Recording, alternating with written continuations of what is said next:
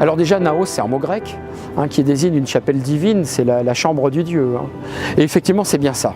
Ça a cette forme de chapelle dite d'Anubis, vous voyez, avec une corniche à gorge qu'on appelle un zahnetcher en égyptien.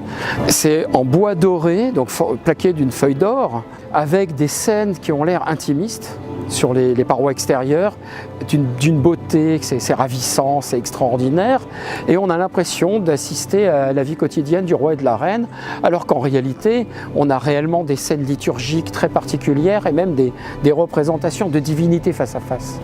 Ça, en fait, c'est un dieu et une déesse. C'est simple, le roi à chaque fois et la reine d'ailleurs à chaque fois ont la couronne sur la tête, les régalias à la main, puis vous voyez l'inverse du vin à l'autre, on a l'impression qu'ils sont installés tranquillement dans l'intimité et dans ce cas-là, que feraient ces gens avec ces kilos de bijoux, couronnes et tout sur eux? Voilà. Alors déjà c'est le premier point. Le deuxième point, c'est qu'est-ce qui était à l'intérieur? Alors, la clé est rendue justement par l'extérieur, qui nous dit le roi, mais on le sait par les déesses vautours qui sont sur le toit et qui sont en fait le décor qu'on a normalement sur le plafond des temples, dans l'allée centrale, là où le roi est censé être pour célébrer le rite pour les divinités. Donc, le roi doit être à l'intérieur.